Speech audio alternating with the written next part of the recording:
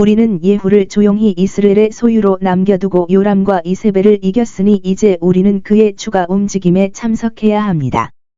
그는 아합이 온 집이 끊어져야 한다는 것을 알았으므로 이 피비린내 나는 일을 진행하며 속임수나 반쪽짜리로 행하지 아니하였더라. 그는 사마리아에서 아합이 모든 아들들의 목을 잘랐습니다. 아합이 아들 또는 손자 70명 기드온의 수. 그의 이름을 딴 그런 숫자로 그의 가족은 영원할 것 같았지만 한꺼번에 멸종되었습니다. 화살로 가득 찬 화살통은 신의 복수로부터 그의 집을 보호할 수 없었습니다. 악랄한 가문일지라도 오래 번영할 것이라고 기대해서는 안 됩니다. 이 아합의 아들들은 지금 강한 성읍 사마리아에 있었는데 아마도 시리아와의 전쟁을 계기로 피난처로 또는 예후의 반란 소식을 듣고 그곳으로 갔을 것입니다. 그들과 함께 이스라엘의 통치자들, 즉 궁정의 위대한 장교들이 사마리아로 가서 자신을 지키거나 무엇을 해야 할지를 의논하고 있었습니다. 아직 학업을 받지 못한 자들은 그들의 가정교사를 데리고 있었는데 그들은 그들의 출생과 자질에 맞는 학문 교육을 맡았지만 두려워해야 할 것은 그들이 아버지 집의 우상 숭배에서 자랐고 그들 모두를 바알 숭배자로 만들었다는 것입니다. 예후는 그들을 멸망시키기 위해 사마리아로 군대를 보내는 것이 옳다고 생각하지 않았지만 하나님의 손길이 더 현저하게 나타날 수 있도록 그들의 보호자를 살인자로 만들었습니다. 그는 그들의 친구들에게 그들의 편에 서라는 도전을 보냈습니다. 아합이 집을 진심으로 위하고 전적으로 그 집의 이익을 위하는 너희는 지금이 바로 너희가 아합을 위해 나타날 때이다. 사마리아는 강한 도시이고 너희는 그곳을 점령하고 있으며 지휘할 군대가 있고 모든 왕족 중에서 가장 적합한 사람을 뽑아 너희를 이끌고 너희 주인의 아들 중에서 가장 훌륭하고 적합한 사람이 아니라면 장자에게 묶여 있지 않다는 것을 너희는 알고 있습니다. 너희에게 기계가 있다면 그것을 보여주고 그 중 한 명을 아버지의 왕좌에 앉히고 너희의 목숨과 재산을 가지고 그 곁에 서라. 그는 그들이 그렇게 하기를 원하거나 그들이 그렇게 할 것이라고 기대한 것이 아니라 신의 권고에 맞서 싸울 수 없는 그들의 비겁함과 완전한 무능력으로 그들을 꾸짖었습니다. 감히 행하면 무슨 일이 일어날지 보라. 종교를 버린 사람들은 종종 종교와 함께 감각과 용기를 모두 잃어버렸으므로 꾸짖어야 마땅합니다. 이로써 그는 그들에게서 복종을 얻었습니다. 그들은 신중하게 스스로를 추리했습니다. 보라, 두 왕이 그 앞에 서지 아니하고 그의 진노의 제물이 되어 쓰러졌으니 그러면 우리가 어떻게 서겠느냐? 그래서 그들은 그에게 항복서를 보냈습니다. 우리는 주의 종이요 주의 신하로서 옳고 그름을 막론하고 주께서 명하시는 모든 것을 행하겠사오며 주와 경쟁할 사람을 세우지 않겠나이다. 그들은 그분과 다투는 것이 아무 소용이 없음을 알았으므로 그분께 복종하는 것이 그들의 이익이었습니다. 따라서 우리도 훨씬 더 많은 이유를 가지고 위대하신 하나님께 복종해야 합니다. 많은 왕과 위인들이 그들의 악으로 인해 그분의 진노 앞에 쓰러졌습니다. 그러면 우리는 어떻게 서야 합니까? 우리는 주님의 질투를 유발합니까? 우리가 그분보다 강합니까? 아니요. 우리는 구부러지거나 부서져야 합니다. 이것은 그들이 수업료를 가진 사람들의 사형 집행자가 될 정도로 개선되었습니다. 내가 내 것이면 내일 이 시간까지 내 주인의 아들들의 목을 내게 가져오라. 그는 반드시 그렇게 해야 한다는 것을 알고 있었고 자신이 그렇게 하기를 거려했지만 그들이 그렇게 해야 한다고 기대할 수는 없다고 생각할 것입니다. 그런 신뢰를 배신할 수 있을까? 주인의 아들에게 잔인할 수 있을까? 그들은 떠오르는 태양에 대한 숭배가 너무 낮아서 그렇게 한 것 같습니다. 그들은 70명의 왕자의 머리를 자르고 바구니에 담아 예후에게 선물로 보냈습니다. 그러므로 친구를 신뢰하거나 양심의 지배를 받지 않는 지도자를 신뢰하지 않는 법을 배우십시오. 자신의 신에게 거짓된 사람이 왕자에게 충실할 것이라고는 거의 기대할 수 없습니다. 그러나 그들의 불의 속에서 하나님의 의를 관찰하십시오. 이스라엘의 장로들은 나봇을 죽이라는 이세벨의 명령에 사악하게 순종했습니다. 이세벨은 자신이 그들에게 행사하는 권력에 대해 영광을 누렸을 것입니다. 이제 동일한 기본 정신이 그들을 예후에게 유연하게 만들고 아합이 아들들을 살해하라는 그의 명령에 순종할 준비가 되어 있습니다. 누구도 자의적인 권력을 노리지 말아야 하며 언젠가는 자신에게 돌아올 돌을 굴리는 것을 발견하지 않도록 해야 합니다. 백성을 노예로 만드는 왕자들은 반역자로 만드는 가장 쉬운 방법을 택하고 이세벨처럼 사람들의 양심을 강요함으로써 양심을 잃게 됩니다. 분리된 머리가 예후에게 바쳐졌을 때 예후는 이 복수를 실행한 자들을 교활하게 꾸짖었습니다. 예후는 그 시체들을 적절한 심판 장소인 성문 앞에 두 무더기로 쌓아 놓았습니다. 그곳에서 그는 하나님과 세상 앞에서 백성들에게 무죄를 선고했고, 너는 의롭다. 사마리아의 통치자들이 지금 행한 일로 인해 자신도 상대적으로 무죄를 선고했습니다. 나는 한 사람만 죽였을 뿐인데, 그들은 이 모든 사람을 죽였도다. 나는 음모와 계획에 의해 그것을 했다. 그들은 단지 순응하고 암묵적으로 순종하여 이것을 했습니다. 사마리아 백성이나 아합 집안의 친구들은 그들의 장로들과 고아들의 보호자들이 이렇게 했을 때 내가 한 일에 대해 나를 비난하지 말아라. 악한 일을 저지른 사람들은 다른 사람들을 끌어들여 더 나쁜 일을 저지르게 함으로써 자신의 비난을 완화하려는 시도를 하는 것이 일반적입니다. 그러나 주님은 모든 것을 하나님의 의로운 심판으로 해결하십니다. 주께서 엘리야로 말씀하신 것을 행하셨도다.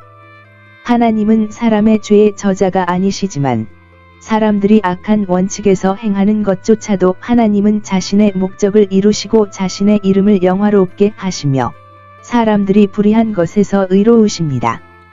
아수르 사람이 하나님의 진노의 막대기와 공의의 도구가 되었을 때 그는 그렇게 의미하지 않으며 그의 마음도 그렇게 생각하지 않습니다. 그는 아합이 집에 남은 모든 것, 즉 그에게서 난 자손뿐만 아니라 그와 어떤 관계에 있는 자들, 그의 집안의 모든 관원들, 국가의 장관들, 그 아래 있는 지휘관들, 여기서 그의 위인이라고 불리는 모든 친척과 지인들, 그의 악에 동역했던 모든 친척과 지인들, 그리고 그가 우상 숭배를 위해 고용하고 그가 악한 길에서 돌이키지 않도록 그의 손을 강화했던 제사장 또는 가정 목사를 멸망시켰습니다. 이스라엘에서 이렇게 한 후 그는 사마리아에서도 똑같이 하여 사마리아에서 아합에게 남은 모든 사람을 죽였습니다. 이것은 피비린내 나는 일이었고 지금은 어떤 경우에도 선례로 삼을 수 없습니다. 죄인은 고통을 받되 죄가 없는 사람은 그들을 위해 고통을 받지 않도록 하십시오.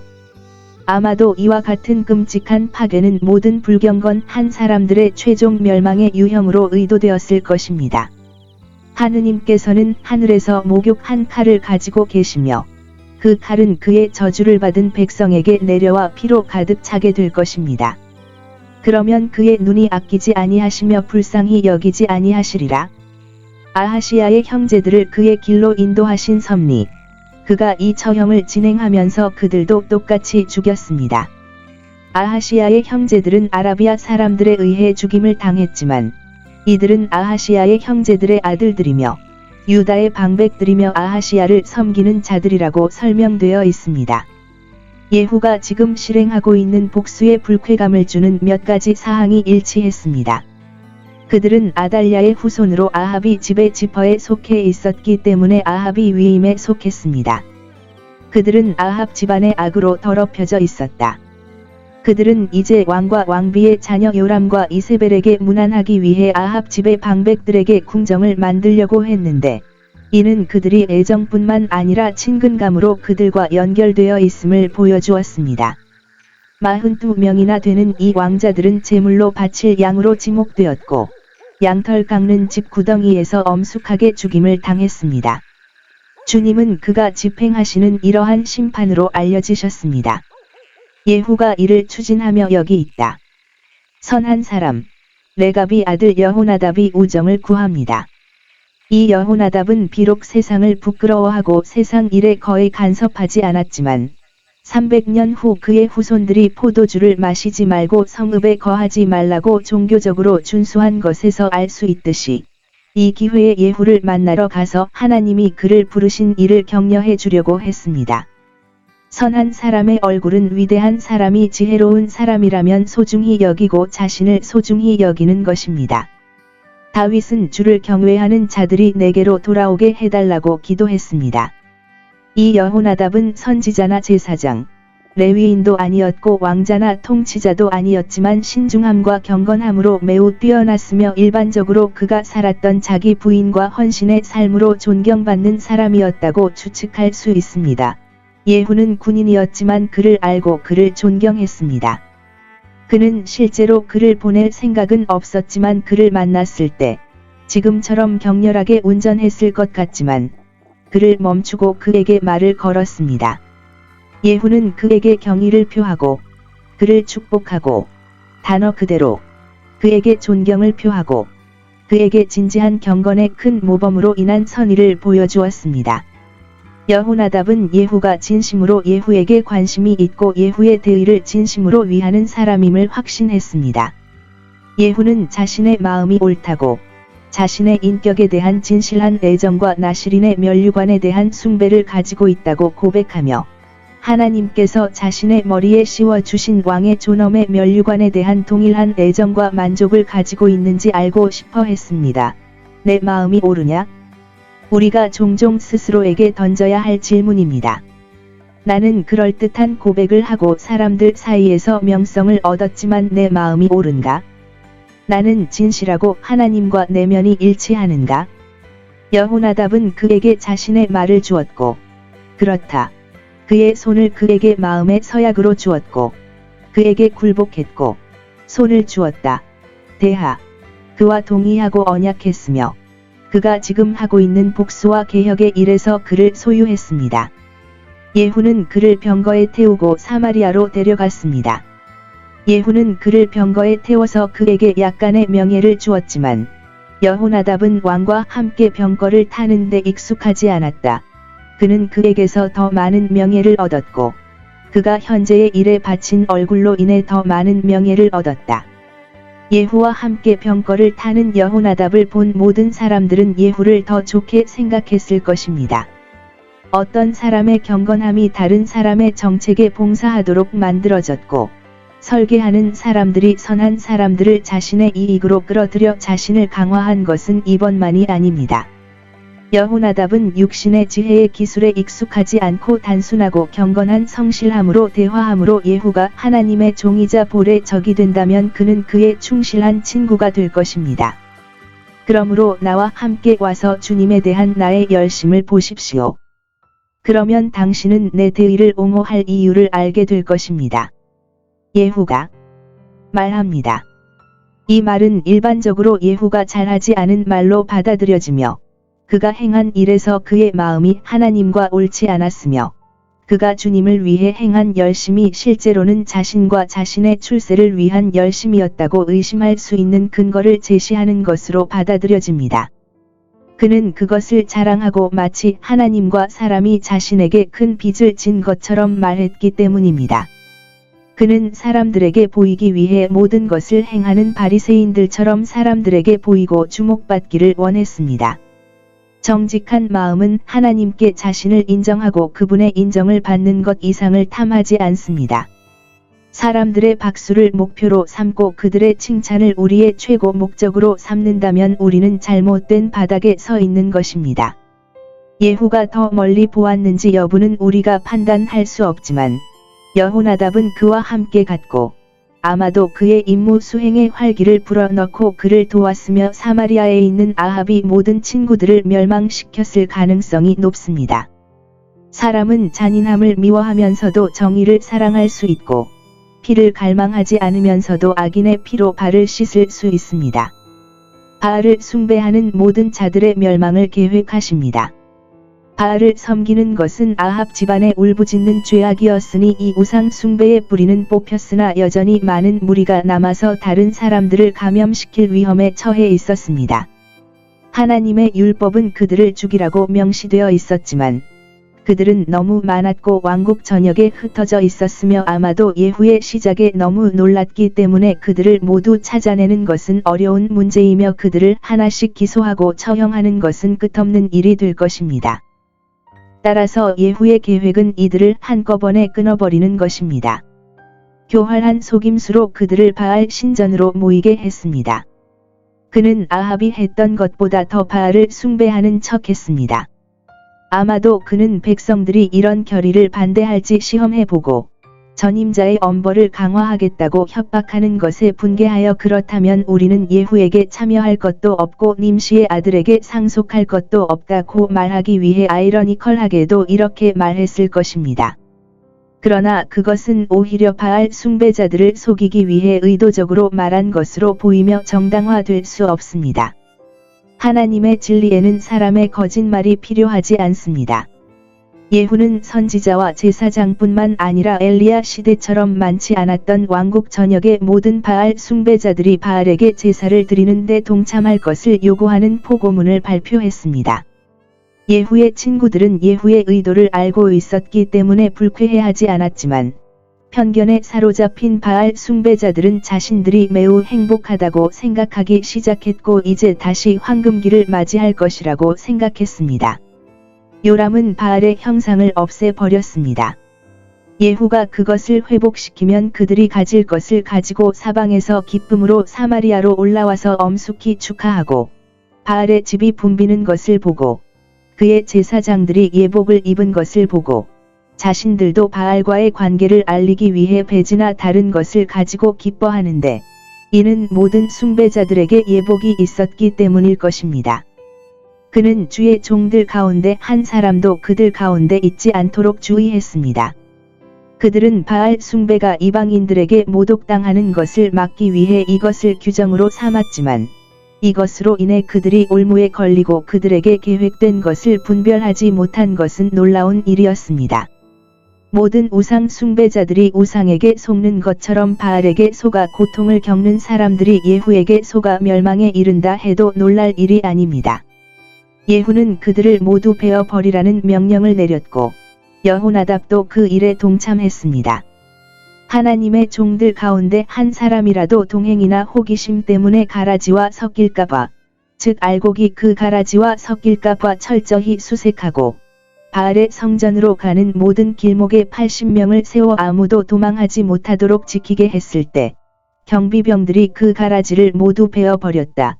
경비병들을 보내어 그들을 모두 칼에 찔러 죽이고 그들의 피를 그들의 희생 제물과 섞게 하였는데 이는 정당한 복수의 방법으로 그들이 때때로 그랬던 것처럼 맹목적인 헌신으로 칼과 사혈침으로 피가 솟아날 때까지 스스로를 베었을 때 이에 따라 그렇게 하였으며 비록 야만적인 것처럼 보이지만 그들의 범죄의 본질을 고려할 때 실제로는 의로운 일이었습니다. 질투하는 이름을 가진 주님은 질투하시는 하나님이십니다. 이렇게 우상 숭배자들이 멸망됨으로써 우상 숭배 자체가 완전히 폐지되었습니다. 바알의 제사장들과 그 가족들이 살던 바알의 집, 여기서는 성읍이라고 불릴 정도로 매우 많고 위험이 있었음. 주변의 건물들이 파괴되었고 바알의 큰 신상과 함께 바알의 성전을 아름답게 장식하던 작은 신상, 조각상, 그림, 신당들이 모두 밖으로 나와 불태워졌으며 바알의 신상들도 모두 불태워졌습니다. 바알의 신전을 허물고 도시의 공동 싱크대 또는 하수구인 둔덕을 만들어 그 기억을 지우거나 악명 높게 만들었습니다. 바알 숭배는 이렇게 이스라엘에서 적어도 현재로서는 완전히 파괴되었지만 바알 숭배는 한때 이스라엘 수천 명 중에서 바알에게 무릎을 꿇지 않은 사람과 숨겨져 있는 사람이 7천 명에 불과할 정도로 널리 퍼졌지만 적어도 현재로서는 완전히 파괴되었습니다. 하나님께서는 이렇게 이방인의 모든 신들을 멸망시키시고 조만간 그들을 모두 이기실 것입니다. 예후의 통치가 28년 동안 계속되었지만 예후의 통치에 대한 모든 기록이 여기에 있습니다. 그 진행 상황은 처음에 영광에 미치지 못했습니다. 우리는 여기에 있습니다. 예후가 행한 일에 대한 하나님의 승인입니다. 많은 사람들이 그를 배반자, 찬탈자, 살인자라고 부르며 그를 배신하고 야만적이라고 비난하고 그렇게 키운 한 가정이 곧 파멸할 것이라고 예견했지만 하나님께서는 잘했다고 말씀하셨고 그 후 달리 말하는 사람은 거의 없었다는 것을 의미했습니다. 하나님께서는 그가 행한 것이 옳다고 선언하셨습니다. 그가 선한 원칙에서 그것을 행했는지 그리고 그것을 행할 때 잘못된 조치를 취하지 않았는지 의심스럽지만 하나님이 말씀하시기를 너는 내 눈에 옳은 것을 실행하는데 잘 행하였느니라. 우상 숭배자와 우상 숭배를 없애는 것은 하나님 보시기에 옳은 일이었으니 그것은 그가 어떤 죄악과 마찬가지로 확실하고 엄중하게 심판하는 죄악이기 때문이며 그의 마음에 있는 모든 것, 그가 원하는 모든 것, 그가 계획한 모든 것에 따른 것이었기 때문입니다. 예후는 그 일을 실행에 옮겼습니다. 하나님께서는 그에게 보상을 약속하셨고 그에게서 나온 4대의 자손이 이스라엘의 왕좌에 앉게 될 것이라고 약속하셨습니다. 이는 그 왕국의 어떤 왕족이나 왕실에서 일어난 일보다 더 큰 일이었으니 아합이 집에는 참으로 오므리, 아합, 아하시야, 요람의 네 왕이 있었으나 마지막 두 사람은 형제였으므로 3대까지만 이르렀고 그 온 집안은 모두 45해밖에 계속되지 못한 반면 예후는 자신을 제외한 네 집안이 모두 120년 동안이나 계속되었느니라. 하나님을 위해 행한 어떤 봉사도 보상받지 못합니다. 예후가 더 해야 할 일에 대한 부주의 이로 인해 그의 마음이 하나님과 옳지 않았고 그의 개혁에 편파적이었음이 드러났습니다. 그는 모든 악을 버리지 않았습니다. 그는 아합이 죄에서 떠났지만 여로보암이 버린 바알의 죄에서 떠난 것이 아니라 송아지를 고수했습니다. 바알 숭배는 참으로 하나님 보시기에 더 큰 악이고 가증한 것이었지만 송아지 숭배는 큰 악이었으며 진정한 회심은 심한 죄뿐만 아니라 모든 죄, 즉 거짓 신뿐만 아니라 거짓 숭배에서 벗어나는 것입니다. 바알 숭배는 이스라엘을 약화시키고 약화시켜 시돈 사람들에게 종노릇하게 만들었으므로 쉽게 끊을 수 있었지만 송아지 숭배는 정치적 우상 숭배였으며 10지파가 다윗의 집으로 돌아가는 것을 막기 위해 국가적인 이유로 시작되어 유지되었으므로 예후는 그것에 집착했습니다. 진정한 회심은 낭비적인 죄뿐만 아니라 이득이 되는 죄, 즉 세속적 이익의 파괴적인 죄뿐만 아니라 그것을 지지하고 동조하는 죄로부터 자신을 부인하고 하나님을 신뢰할 수 있는지 여부에 대한 큰 시련인 버림에서 비롯됩니다. 그는 악을 버리되 선한 것은 마음에 두지 않았습니다. 그는 이스라엘의 하나님 여호와의 율법대로 행하는 데 주의를 기울이지 않았습니다. 그는 바알 숭배를 폐지했지만 하나님 숭배를 지키지 않았고 그의 율법대로 행하지도 않았습니다.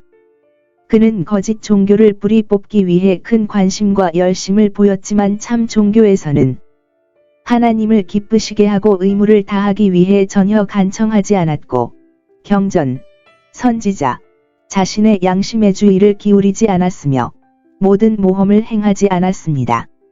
주의하지 않는 자들은 두려워해야 할 것은 은혜가 없는 자들이니 마음에 선한 원칙이 있으면 그것은 사람을 조심하고 신중하게 만들고 하나님을 기쁘시게 하기를 원하며 하나님을 불쾌하게 하는 일을 질투하게 할 것이기 때문입니다. 그는 열심을 보이지 않았고 종교적인 일을 할 때 마음을 다하고 정성을 다하지 않고 마치 하지 않은 것처럼 활기나 염려 없이 행했습니다. 그는 스스로는 종교가 거의 없는 사람이었지만 하나님께서는 그를 이스라엘 개혁의 도구로 사용하셨습니다. 안타깝지만 남에게 선을 행하는 사람은 항상 자기 자신도 선해야 합니다. 그의 통치 기간에 이스라엘에 임한 심판. 예후가 하나님의 율법대로 행하는 데 주의를 기울이지 않았을 때 백성들도 일반적으로 헌신과 대화에 있어서 예후처럼 부주의했다는 사실을 우리는 두려워해야 할 이유가 있습니다. 경건은 전반적으로 쇠퇴하고 불경건은 증가했습니다.